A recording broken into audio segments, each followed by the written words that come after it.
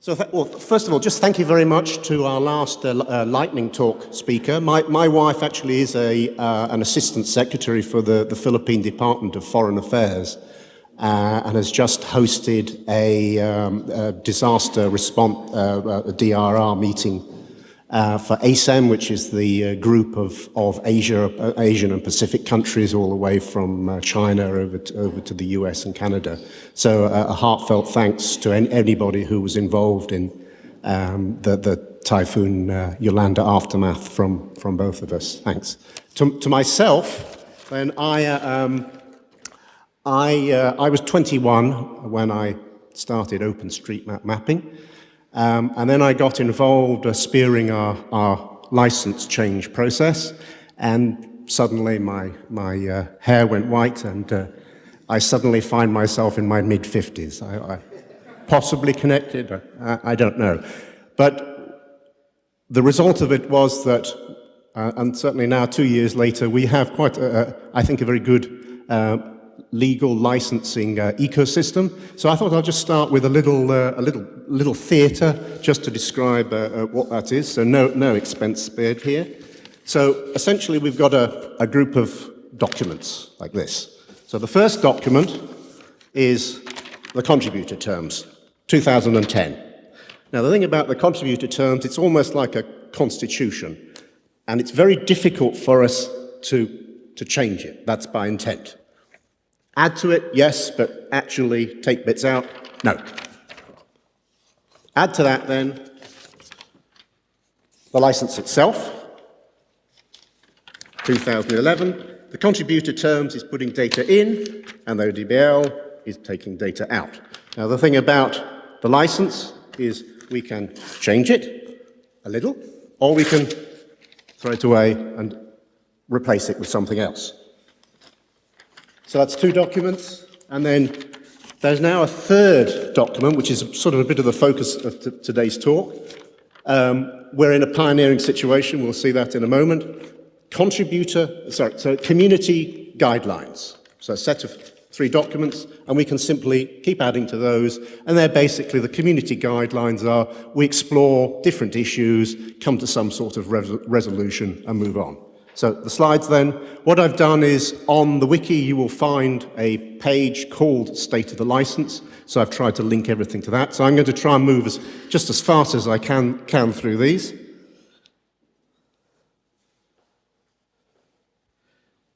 Okay, so like one of those old silent movies, we'll move on at some pace. So first of all, just some observations, and these are just things.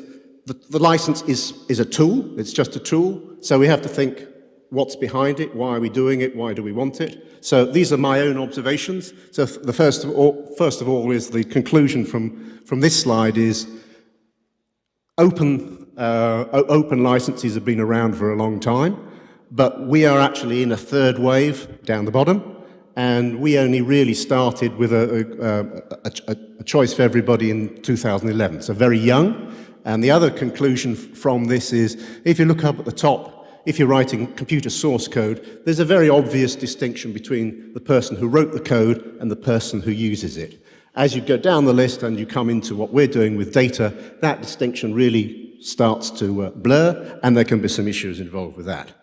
The next observation is that we have actually 2 communities.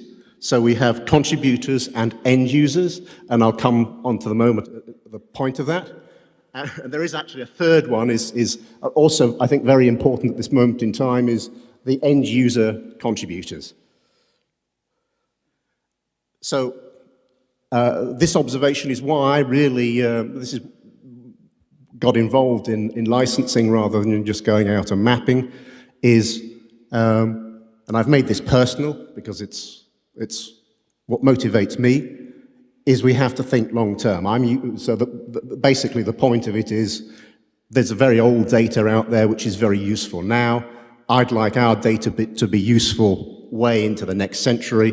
We need a licensing framework to handle that. I think we've the license framework, but my conclusion is don't hurry and don't shoot yourself in the foot. I like the Dalek poster. So I voted for that. So yes, the world domination thing. But the conclusion from this is, we're in, I see 3 phases emerging, we've done that. And then the last one is when we really have to think about our end user community. I think at the moment we're in a transitional phase where still probably our contributor community is at least slightly more important than our end user community. My personal observation, you may disagree, and I'd love to talk to you about that. So, okay, moving on. The core slide is this. It's on the wiki, and it's now linkified. So I've tried to take you into each issue so that you can study it in more detail if you want to. The subliminal message from this, of course, is loads are green. We've achieved quite a lot. The one I would, of course, focus on is that top one is I think is the most important one of all, is that we have one unified open mapping community. Of course, you always want to do better, so let's just focus in quickly on then these red areas down the bottom. So the first one is I'll just come back to these community guidelines. The process is in as of the 6th of June. We've actually taken 5 of them through to sort of the final conclusion, which is the board of the foundation endorsing them, and they are now sitting up, thank you, on the actual foundation website as a sort of formal statement. I think we've made considerable progress, and perhaps we've done making maps when you're actually using OpenStreetMap data and other data. I feel we've removed most of the legal perplexities in doing that, and some others at the bottom. And now, the to-do then is I think we need to be targeting, there are 2 communities which I think is in OpenStreetMap's both altruistic and self-interest to target.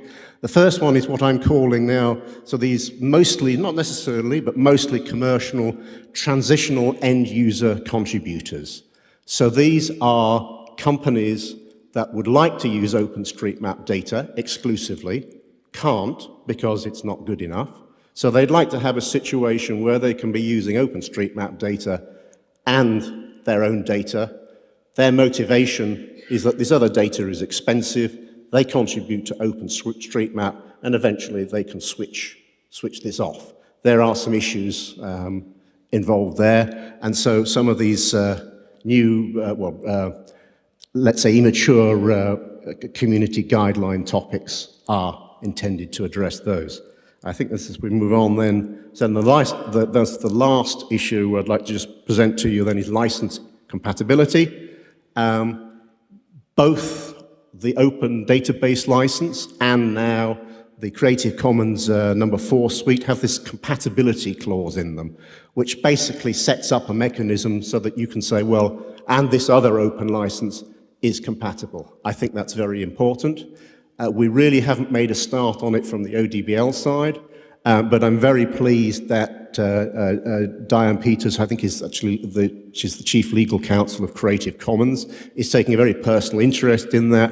And she shared with me a document on actually comparing ODBL with their own licenses and any issues involved. So this is the legal things. It will happen slowly, but I'm reasonably confident that something positive is going to happen. And then, so the future. So my perspective is at the moment it's the nautical phrase, steady as she goes.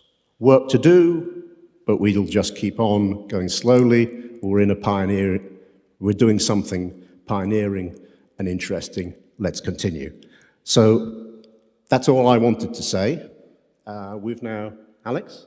So the idea is, I'm from the Foundation License Working Group, and then now Alex is going to say some independent remarks, and I think it's probably going to focus more on some of the issues that I've tended to skate over at a very high level.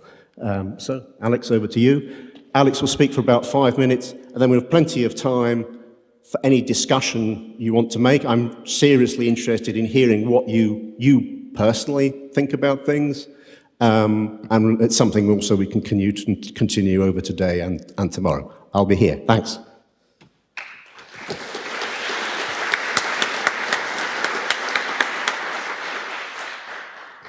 Thanks, Mike. Do I have a converter here? I do have one. So I can share mine with you. You have to share mine. I can share mine with you.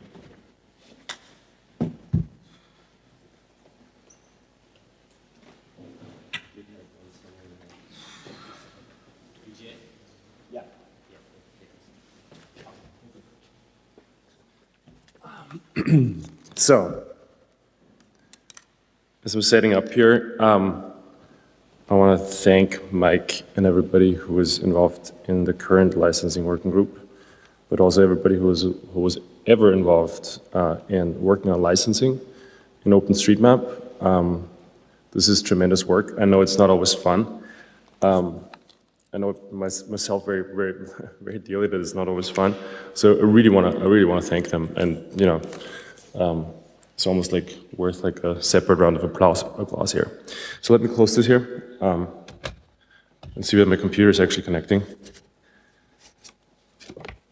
Hey, so.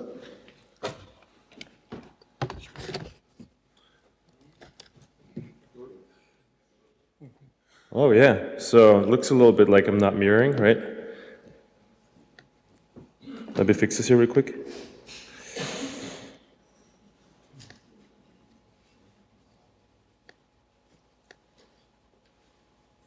Mirrored displays. Here we go. Good. My name is Alex. I work with Mapbox. Before I've worked with Development Suite, or it sort of used to be like a little bit of the same thing. In my work, I get to do a lot of OpenStreetMap work, which is really awesome. It's a lot of fun. Get to work on like with a small team, like on improving data. Get to like help improving like some of the tools that we have on OpenStreetMap.org. We've been involved in working on the ID editor, for instance. So this is all very awesome. I also get to think a lot about the license for us, like as a commercial user of OpenStreetMap, and also get to think a lot about, hey, what do we want to achieve here with OpenStreetMap, and how do we fit into the community, and how do like our goals align here. What I'm personally very excited about with OpenStreetMap is that it's an open data project. I've been doing like open source for over 10 years. And I've been working also specifically with open data a lot in like in the government and in the international sector. We've worked with folks like the World Bank or like nonprofits to like help them open their data and like really see why they would do that and how this can help them go forward. What's really exciting about OpenStreetMap is that it is a community open data project. It's not like a government or like an NGO or a company opening the data. No, it's like a community of people coming together and create data on their own behalf. So this is really like the amazing potential that I'm seeing here in OpenStreetMap. In OpenStreetMap is less like the map that we have here, but more like the data, right? That we have here downloadable of OpenStreetMap for anybody to use and do with it whatever they wish to do. So.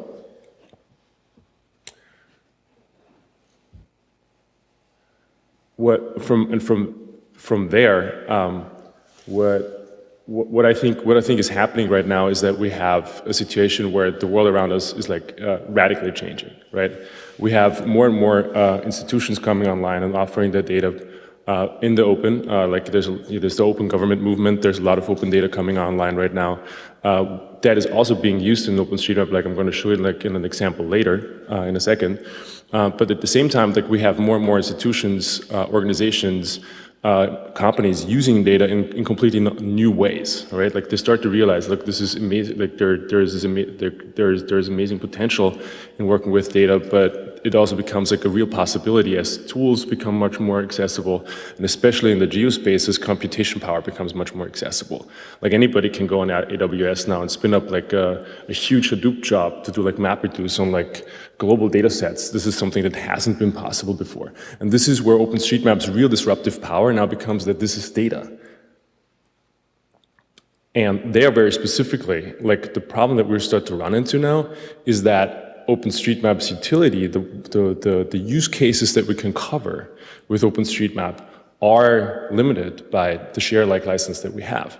So my proposal here very specifically is to address many of the problems that Mike just talked about with like the current ODBL license and like the limitations that we have with it, that we simply address this by dropping the share-alike clause of OpenStreetMap to make OpenStreetMap much more open than it is today, so that we win like a plethora of like more use cases that in turn will help us to drive incentives and to strengthen incentives for people to contribute to the data. I want to be very specific, like of what types of use cases we're currently cutting out, what kinds of OpenStreetMap data users we're currently cutting out, and with which in turn we're cutting out people who could be potential contributors and who are showing that they are contributors already. This is like goes a little bit to like the last item that you had on your slide, Mike, that the user contributor. I think this is like the class of users that you were talking about there. So the first one that I want to show here, the first example is New York City. We've been working with the New York City government to bring their public data into OpenStreetMap. We've worked here with the city department itself. They were very excited about this. What we did is we put over 1 million building footprints and addresses into OpenStreetMap. And now what New York City is getting in return, which I think is really awesome and exciting, is to get this email. It's a daily email that shows them changes on the map to buildings and addresses. So they can use this information now to improve their own public data, right? Now, obviously, they can't actually copy that data, right? But they can use this to learn, hey, there has been a change, and then they can go out and check this themselves. Now, wouldn't it be great if they could just copy this back, right? We're currently not possible on the share-alike, and also not clear how it would ever be a possibility on the share-alike. Another example is Wikipedia. There's a lot of, at least like in clarity, but I think real issues with using OpenStreetMap data in Wikipedia. These are two of like the pillars of like the open internet right now, and they can't properly work together because of a share-alike data license. Other examples would be Foursquare, who is, now David Blackman is like blacking out here. I recommend everybody to watch this talk from State of the Map US from David Blackman at Foursquare, who's doing a lot of work on the GeoStuff side with Foursquare, and who is building a geocoder for Foursquare. And he talks in this talk very succinctly about how they have used OpenStreetMap Polygon data for improving like their reverse geocoder, and they're seeing very, very good results. Now, the joke is that they can't put this into production because their lawyers would never ever let them, because they're way too scared that the share-like provisions of our license would taint their data. Other examples would be like what HOT is doing, or what the World Bank is doing right now in developing countries, where they start to use OpenStreetMap as a platform for governments to improve governmental data for disaster risk reduction, but also for urban planning. This is really great. I think it's working. It really goes very close to this use case that I talked about with like New York City, where you can start to like use OpenStreetMap as a platform for improving government data. The problem here is that this is sort of like a sneaking sort of buy-in for like countries like Indonesia or in Nepal, where they start to use like OpenStreetMap data in a governmental context, but they buy almost unknowingly into a pretty aggressive share-alike license. And the last example, I also like encourage everybody like to talk to Christoph Bünte here, who gave a talk just earlier in the lightning talk session about Wheelmap. I'm very excited about this project because it really shows how OpenStreetMap as data can serve as a data application platform for doing very interesting stuff, to start actual like social businesses on top of it, like Wheelmap, that use the data directly, that enrich OpenStreetMap data directly, but then in turn have a very strong interest to go and do stuff with that actual data, and for instance go like, look, I'd also want to show those Wheelmap attributes not only showing up on OpenStreetMap, but could I add this to like, say like TomTom POIs, right? How would that look like? So lastly, I think I gave a couple of examples here. Lastly, I want to say like what's sort of like the next step. Sorry, from my perspective, we're working right now with Kevin Pomfret from the Center of Spatial Law, who's been like a very helpful lawyer in this space, and has also worked a lot with the humanitarian OpenStreetMap team. On legal questions. We're working right now with Kevin to like solidify the examples that we've put together, and to like make a very succinct list of like the issues that we're seeing specifically around share-alike, but also with other problems in the ODBL license. I really think this is about making like the best map of the world. This is not about like, commercial data users getting like the free will here. This is about unlocking like the potential that OpenStreetMap has to make it like useful in a lot more use cases than it is today, and thus create like a massive like new level of incentives for people to start using OpenStreetMap. I think we have an amazing project here at hands that has huge disruptive power that needs some unlocking. It's a conversation that I'm very much looking forward to, like here now at this talk, but also like later in the hallway. If you agree or not agree with me, grab me, let's talk about this. I'm really, really excited about this. Thank you.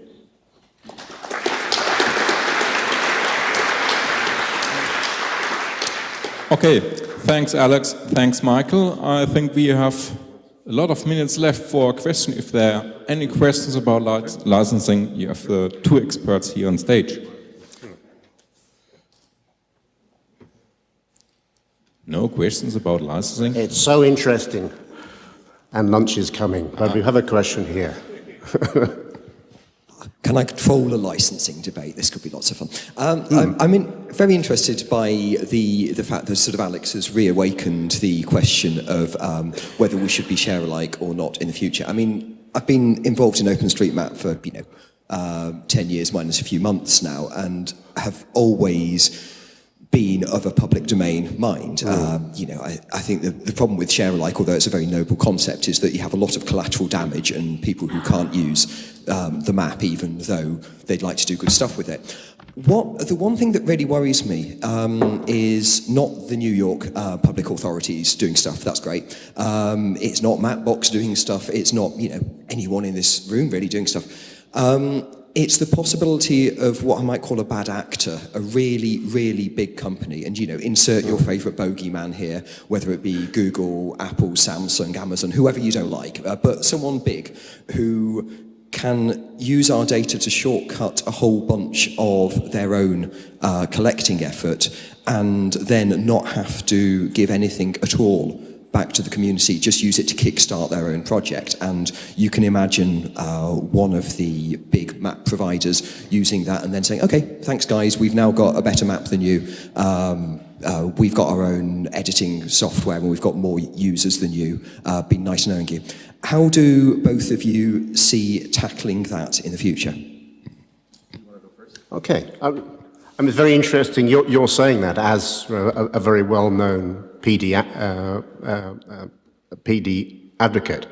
As you know, personally, I at least started with similar sympathies, but I see probably the fundamental reasons we have share-alike is the general share-alike principles of encouraging people to give data back.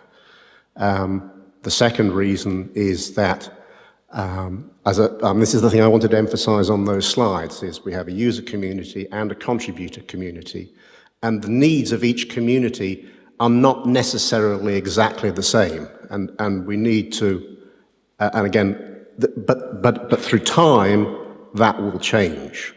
And so I'll come back to that in the answer. And then the third one is that it's the share-alike, having share-alike is part of the two main foundations of our anti-hijack strategy. So I think the first answer to your question is it's that provision, it is the share-alike that protects against exactly that kind of scenario. And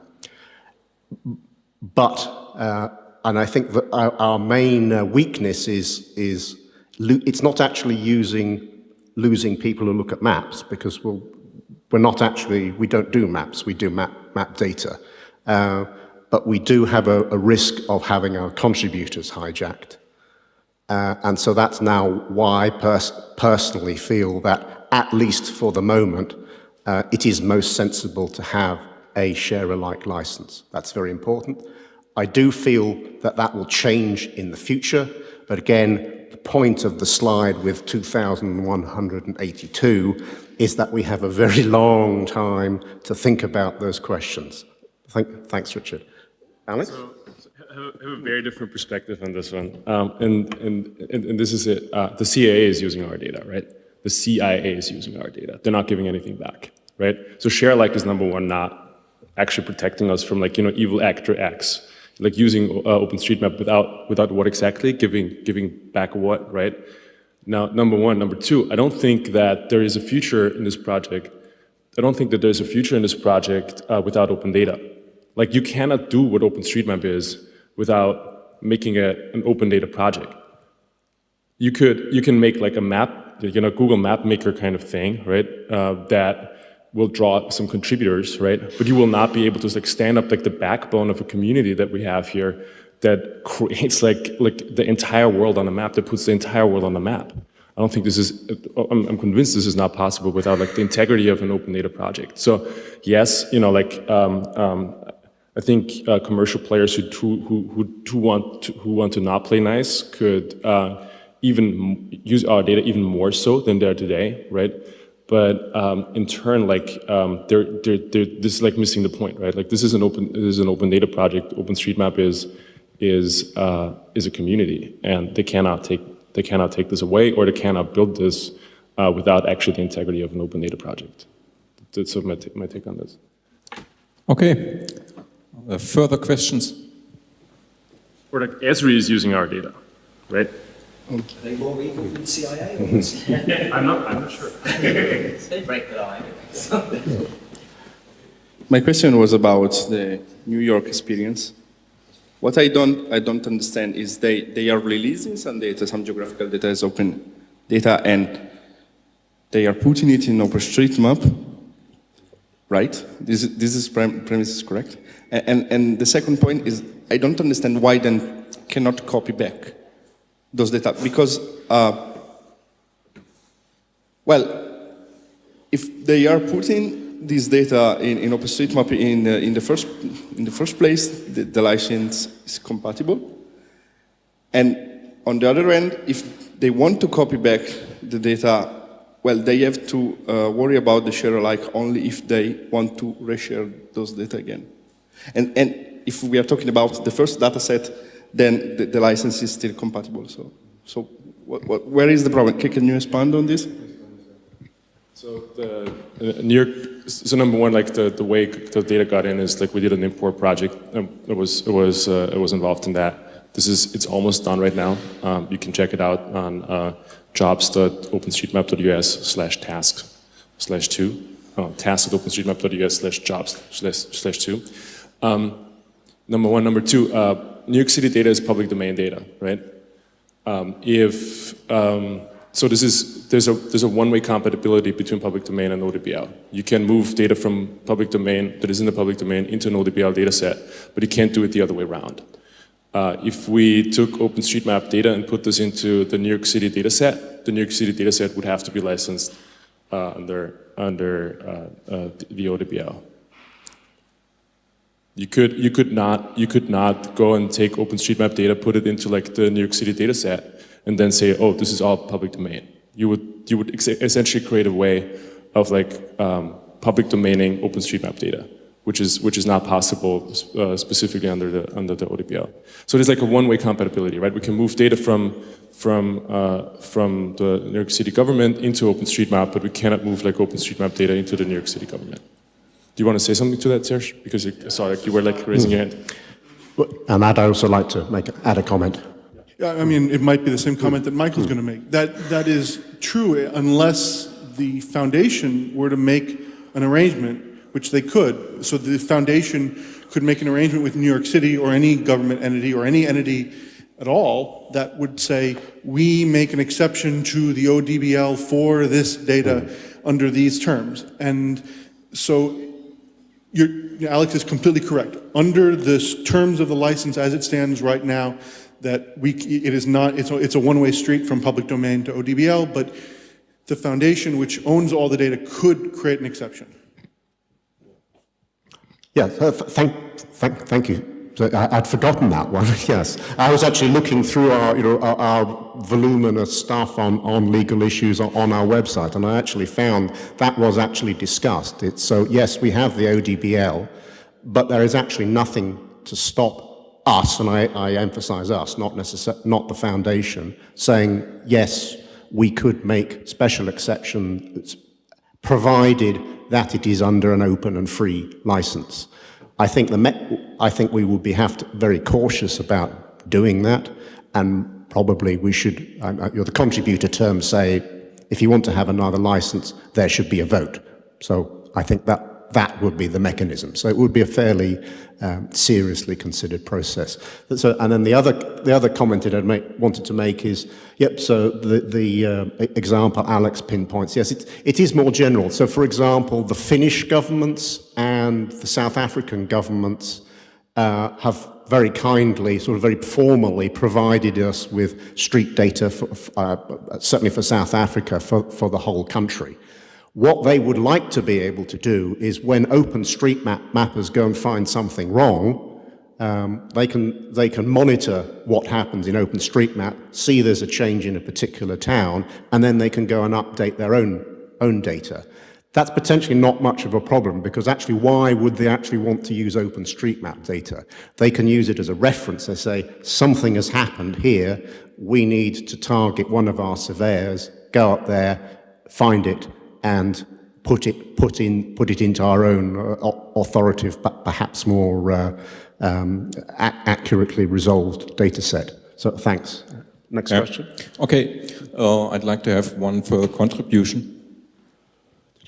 I'm back to the New York case. The case of New York is interesting because it's not only a share-alike problem, it's also attribution, because if you want to move to public domain, we will also have to drop attribution. So it's not only a share-alike problem to deal with these situations. I think what is important is whatever change we have in the future about the license, special case or things like that, is to never forget that the value of OpenStreetMap first is its community. If by any reason we delete all OpenStreetMap data today, I'm sure we will do it again. So because the community is the engine, but if you remove the community, the data interest will go down very quickly. So what is important is to have as many contributors active, and that's why I think the share-alike is an important thing. It's to keep the data always improved and improved and improved. If you're just using the data and not bringing anything back, it's not, you're not part of the community, you're just using the community.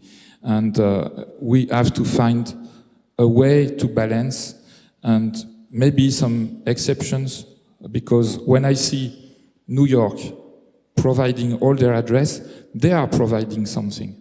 So in return, we may find some exception to the share-alike. But for me, the share-alike should stay the default for anybody who is not providing something. Okay.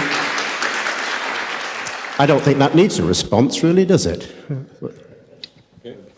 So, yeah, okay. I 100% agree that this is about the community, right? This is also what I tried to say before. The real thing about OpenStreetMap is that it is a community that can create this map every day. The world is just changing way too fast. To it would be really stupid to just go take this data and then seal it off and use it in your project. Because what you haven't understood then is that the world is just changing a lot faster than you think, right? So number one. Number two, I think a lot of what organizations can bring to the table when they work with OpenStreetMap is actually not data contribution, but also all the other things that OpenStreetMap needs, like money for the foundation, like software. There is like a lot to share back that is not exactly the data. So I think we're already seeing this, right? There's like a lot of like institutional actors in OpenStreetMap who are very ready to share back, who are very open to that, and who are very strong and like supporting the community without share-alike, right? Okay. How many contributions have we to the discussion still left? One? 2, 3. Okay, our rest is melting, but I think we have about 90 minutes lunch break, and if there are important contributions, I think we should take the time to take them. If someone wants to leave to the Mensa, then please do so. So, who's next? Or please announce a name and where you are coming from. My name is Thomas Haupt from Karlsruhe, private company. My question is about the end user, and the end user who contributes by using, for instance, navigation devices and spend data, but on the other hand provides data like travel times. So how that fits in the data licensing model? How is the relationship to such companies like Telenef and others who use OpenStreetMap for navigation services, who collect data from drivers, and can that be fed back in the data? What is the license model behind? Have you any ideas about that? That's kind of a difficult question to answer. Certainly, I think we want to fit it in because it's in our interests to do so. It gets contributions to us. I think we have to define what those contributions are and whether they're useful. And it gets you as a user of our product rather than somebody else's.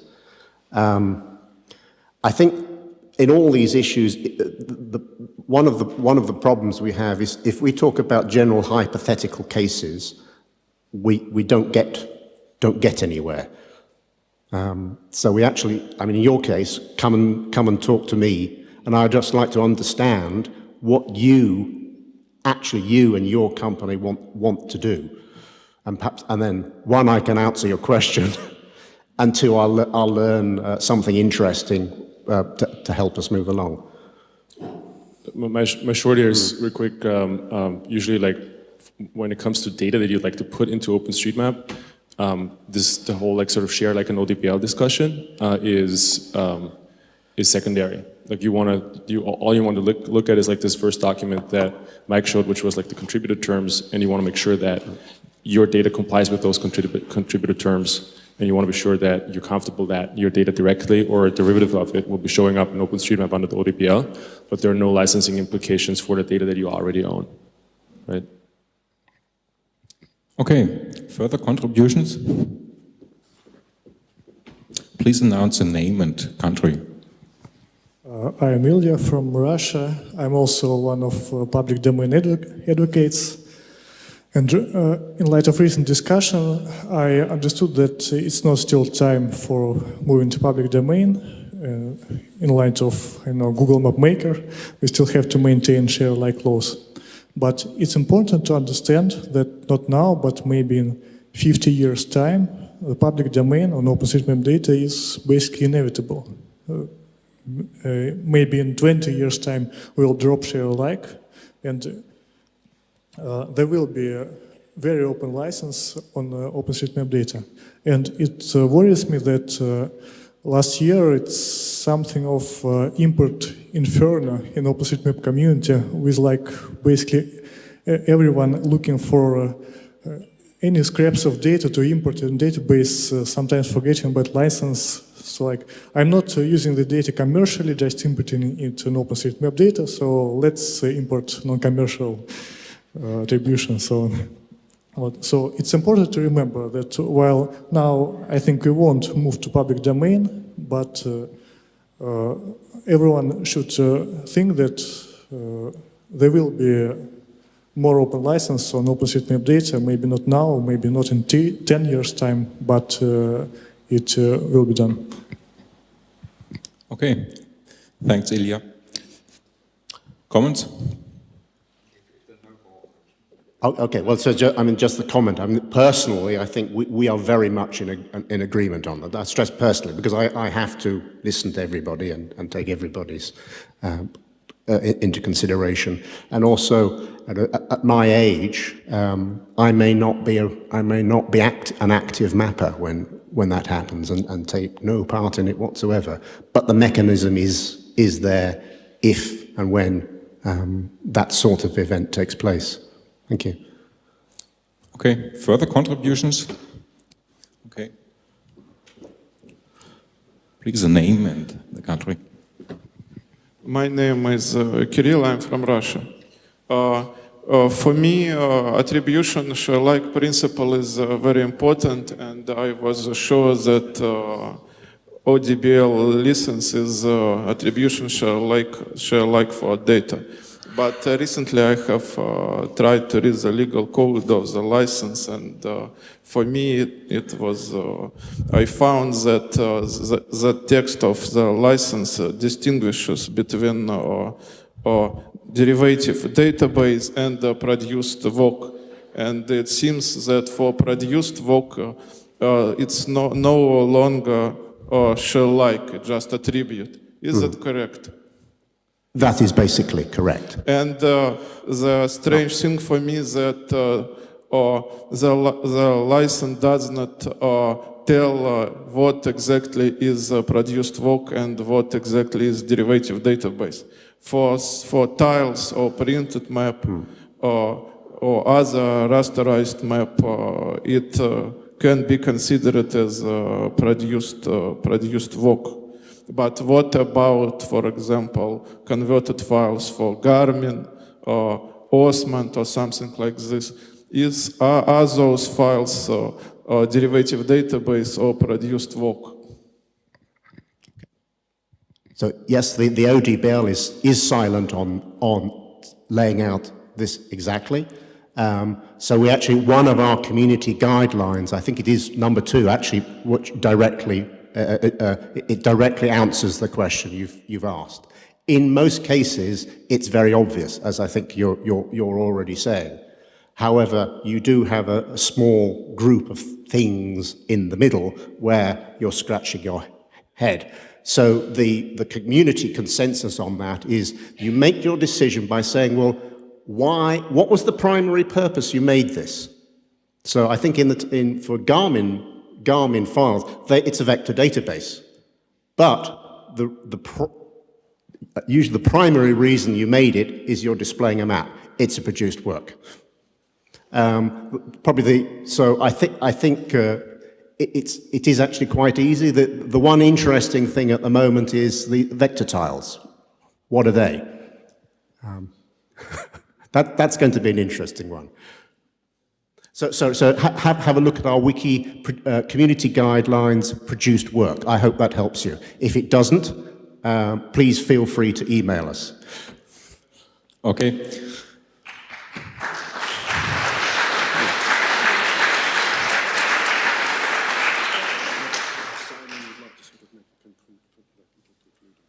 Yeah. Okay. Are there important further questions? Because Michael suggested they want to make a final statement, if possible. Should we do so? Okay. Okay, that will come from. So Simon is the chairman of the OpenStreetMap Foundation. So I think it's best if he makes it. One thing I have to point out, naturally, that everybody was involved in the previous license change clearly wants to maintain Michael's hair, white at least. No, seriously, Mapbox has got a bit of a bad rap for bringing this forward, but I think they need to be applauded because they're doing the right thing. They have an issue with our current license, and they have not simply gone forward and ignored it. We have cases where that has happened. They have actually said, okay, we have to see whether we can start this community process for a license change. Now, I would argue very strongly with their timing, as Michael has as well, but I think they are doing the right thing, and I think they need to get some positive feedback for that as well. Thank you, Alex. Did you want to make a final? I'm going to follow up on this for a second. Thanks, Simon. So I just wanted, you said, like, you know, Mapbox had an issue and we bring it forward. I think one thing that I really want to make very, very clear is that we're sort of a very grateful member of this community. We're like really trying very actively on how we can contribute. This very specific licensing issue that you know, I'm seeing, that many of my colleagues are seeing, that other people in the community are seeing. I think this is much more a strategic question for the OpenStreetMap community and the success of the project than you know, a Mapbox sort of issue with the license right now. This is really like very much like a question of how can we like augment like the footprint of OpenStreetMap to make it like a really large and very successful data project to build the best map in the world. This is really what it is about. Obviously, this is also going to help Mapbox as one of like the OpenStreetMap users, but this is going to help everybody, and this is really like how I'm looking at this, and hope this is a perspective that we can share. In the sense, I'm very interested to talk to everybody here. Thanks. Sorry. Okay. I'd like to close the discussion now because we want to go to lunch and have something to eat. Thanks for your contributions and being here. Thanks to Michael, thanks to Alex, and thanks to all.